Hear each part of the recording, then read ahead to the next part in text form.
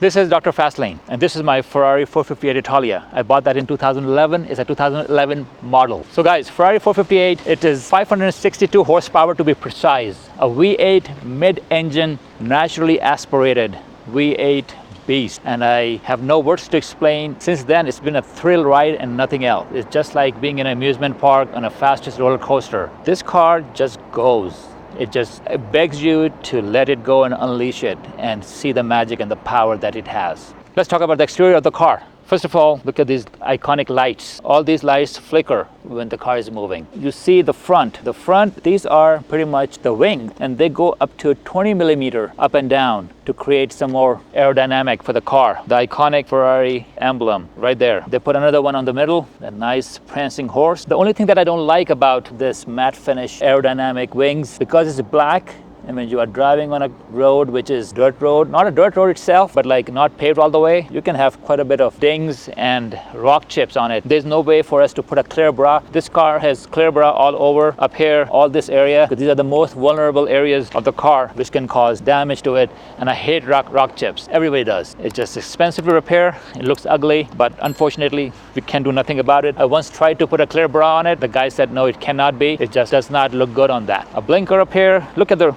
rims. I love the star pattern on it. When I bought the car, it was silver. The rim was silver, but then I got it black powder coated. Look at the brake disc, how big that is, the rotor, and how thick and big. The front is bigger than the rear. Brembo carbon ceramic brakes. What I have read about this is Ferrari tried to keep the brake pads closer to the rotor itself. Usually the other cars don't have that kind of a luxury. So when you are trying to apply the brake, it's just sitting very close right then and there, and it grabs it and stops the car very quickly. That's one of the iconic features. Again, the shield, Ferrari shield up here, I love it. A small blinker light. I recommended tires for the Ferrari 450 Italia is the Michelin tires. It's the backs are 295 and the fronts are 235. Now this, I'm guilty of scratching my side mirror, if you can see, so I tried to cover it up with the Italia 3D decal. I think it goes well with it.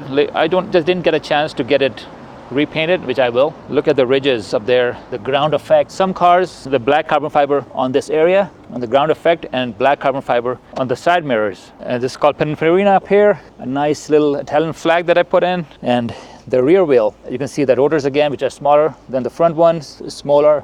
Calipers on the side, Ferrari badge in the middle of the wheel. Now, this thing, I believe in details. So this thing, the valve cap of tire pressure valve, I just ordered aftermarket and put it on with the Ferrari logo on it. I just love the small details, so I like to do anything possible to make it look more outstanding and different from other cars. Let's look at the back. Now let me tell you, before I was looking for 458 Italia, I will be honest, I was looking for 430. But then once I drove this, I just fell in love with it. There was a time when I was actually hunting a 430 Spider, and I flew to Michigan on a day notice. I called a dealership, he had one, pristine condition. Flew in the middle of the snowstorm and reached there. Couldn't test drive the car because all snowy outside. If you have been to Michigan, you would know what I'm talking about. It was Detroit, Michigan. Long story short, he had a 458 too. And when I looked at it, personally, I just fell in love. My way back on the plane, I remember I called the dealership in Scottsdale, Arizona, because I had seen a 458 over there, and I said, hey, I'm coming and I have the funding. Do you have the 458 still that I was looking at earlier? And he said yes. So to be honest, the next day I was in Scottsdale, Arizona, and bought that in 2014, and since then, no regrets. The exhaust, two larger, one smaller, middle one, and the valves. Ferrari 458 guys are known for their exhaust sounds. Even the guys who bought Ferrari 488 that came after 458, they are not liking it as much as compared to the sound. The roar, the gravity on the exhaust sounds unmatched, and I love every moment of that. When you switch between the race mode,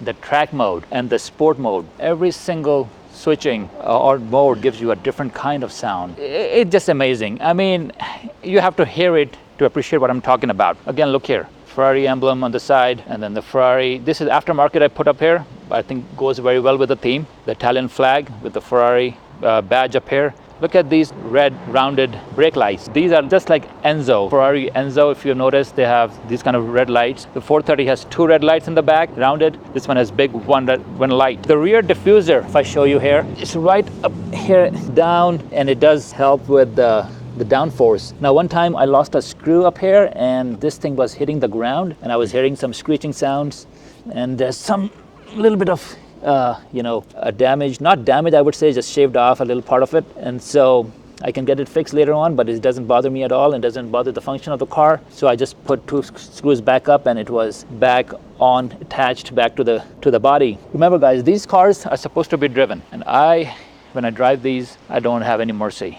I drive them to the limit. The highest speed I've been on is 185 miles an hour. Where? I cannot disclose that. But I did that, and I was holding the steering wheel with one hand. I took the picture of the speed tachometer. It was showing 185. I still have that picture. It's not easy to be on that speed all the time. My plate, Top Gun, that I ordered in 2011, lucky to have it, love it, and goes very well with the car. Some small brake lights up here on each side, one brake light up here too. Let me talk about the air vents. So there are some air vents in the front. On this side, cool the front brakes on both sides. And there are coolant wires and coils going on there too, all the way to the back. This car, when you are driving it, make sure that you are ready mentally and physically to push those pedals. It just goes. It just doesn't give you any time to think twice. So be ready when you're pushing or pulling those pedals for the speed. 0 to 60 is 3.2 seconds. Torque is almost 400. This car is the tail heavy car, so sometimes if you're not sure what you're doing, it will spin on you. So as I said, respect the power of this car when you are in it. Besides that, a nice big aerodynamic windshield, Ferrari logo up here, and then let me show you one more thing that not every car has. When you have a car this fast, you don't want to get tickets from the cops all the time because they're looking for these. If you see here, close up, that's the passport radar detectors on each side. I think the camera can show you better from these angles. These are very sensitive radar detectors. There's one in the back also, so it can warn you how far the radar is. It can detect speed trap very far away. So let's talk about this engine. It's a V8 6.5 liter mid-engine, nicely placed weight distribution wise. For some reason I just don't like this cap. It looks like a flower shape. I wish it was just more like a hexagonal shape or something, but anyway, that's me. You can see the coolant, the engine oil in these areas to put in all these filters, and what protects you from the deafening sound of this engine is that glass in the middle. On the convertibles, you don't have the luxury to look at the engine like this. The beauty of this car, I would say, is when you're able to appreciate the way the engine looks from the top. That's how it looks. The convertibles usually have no view of the engine and it's just all covered with hard top, and that's one of the reasons why I don't like the convertible 458s or even 488. The iconic Ferrari badge up here and throttle bodies, and that's about engine. Again, I don't want to go into the intricacies of that, so let's just leave it at that and go forward. Very soon I'll be driving this car and pushing it to the limit and show you the interior. And pretty much you can customize your ride in there. Between race mode, sport mode, and track mode, you can do wonders. Let's go. This is Dr. Fastlane. Here I am in this Ferrari 458 Italia cockpit, and every time I get in it, it gives me goosebumps. Right now I'm going to an area where I can kind of unleash a little bit more, and so I don't have to worry about the speed limit signs.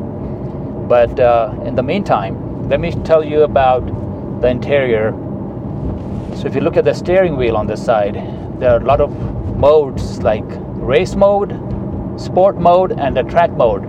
Every time you switch between those modes, you can switch it on the fly. You can switch on the race mode while you're driving. You don't have to stop the car.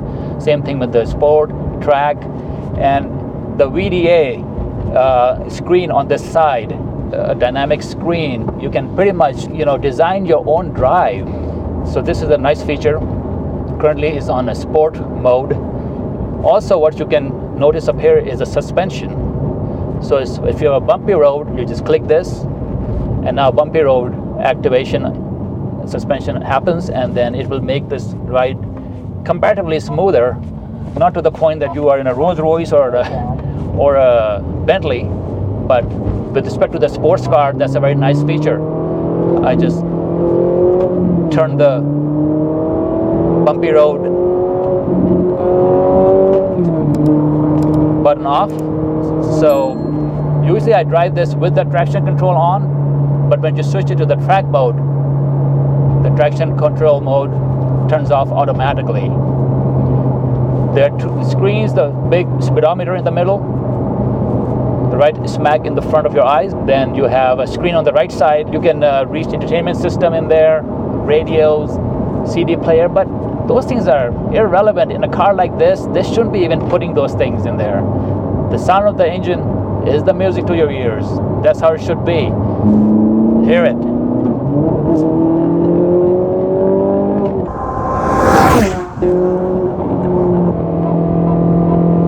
So the rev causes those LED lights turn on. So it's very easy to shift the gears. You can't miss this big pedal. You're gonna get used to it. All of these are E differentials, electronic gears, and they do the job like a breeze. This is the biggest speedometer on the side with the needle, the conventional one. I just like to keep that one on just to keep an eye on it. Right now we are just in 50 miles an hour. That's no big deal. This car has a bucket seat. It hugs you like your mother is holding you in her lap to keep you safe. And the moment you give it a command or press the pedal, you better be ready, because it's going to throw you in a crazy speed mode, and your adrenaline will be pumping. So you better be ready before you even decide that what you want, like this. Up, downshift, go, and then go. It just takes off. It takes off like there is no tomorrow and keeps going. I'm braking because there's some cars in the front, and it brakes like a charm. That it should be. You don't want to be second guessing whether the brakes are going to work or not. That will be a disaster in itself. So my experience with the 458 is just, it launches you. There is, by the way, a launch control. So there's performance start, which is launch control. In some cars it's called LC, but it's called PS on this one. Performance start, that's launch control. That's the reverse. This is auto. Auto does the same thing, but I don't like to drive these cars on auto, because then you are just holding the steering wheel.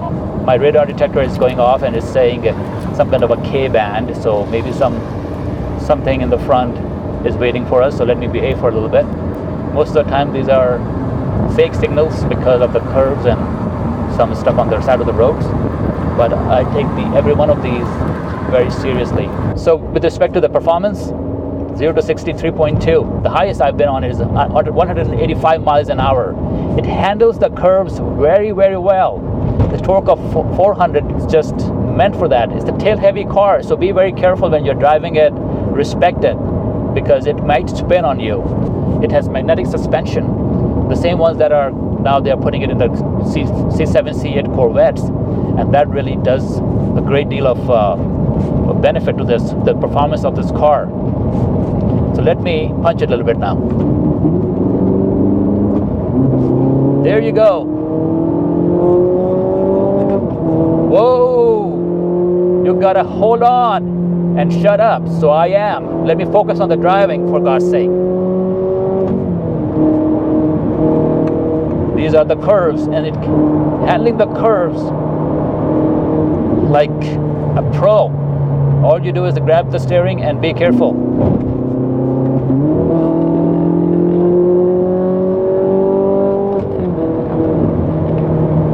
Hugs you to the ground. You can literally feel the G-forces in this. The computer is just making split-second decisions and trying to calculate every single move that you are making. These cars are highly computerized and very finicky about the power. So in my car garage, when I park these cars, none of them stay without the battery tender on it. It just pushes you in the back of the seat and launches you like you are going to the Mars. The curve is coming. So 120 speed reached, 120 mph, and the radar starts to warn you that you are on the speed of 120.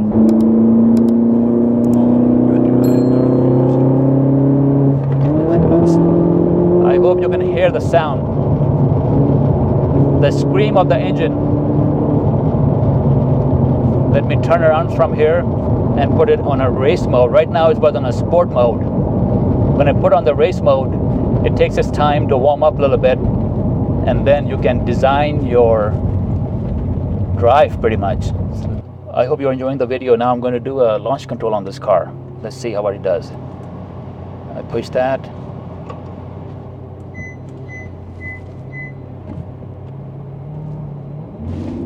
And it's launched me like a rocket. Whoa. Let's go.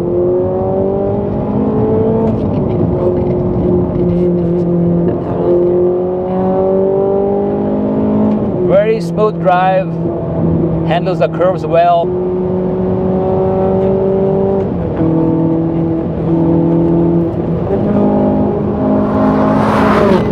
Speed limit reached, 120, slowing down, passing curves.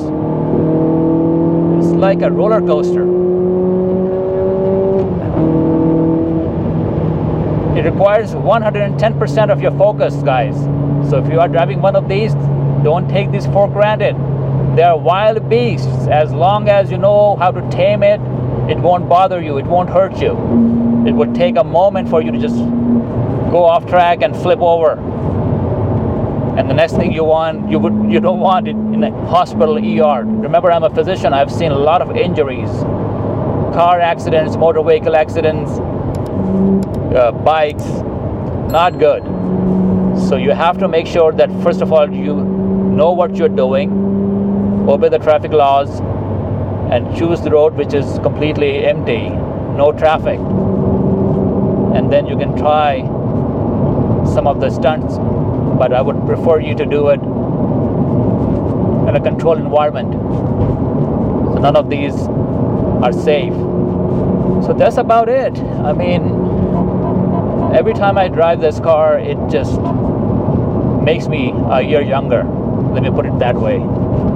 It's just such a pleasure, such a privilege to be in a Ferrari 458 Italia. The sound, the mechanics, the interior, it's just phenomenal and out of this world. 488 owners are not happy with their cars, and I can tell why.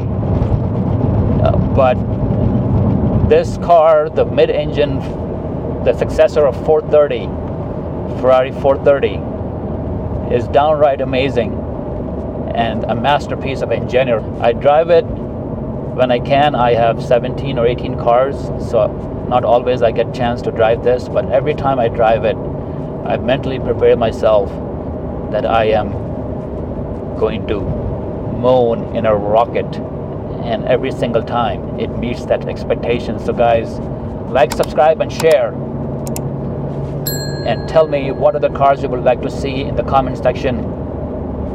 Thanks for your support. Remember, you live once, so live life in the fast lane.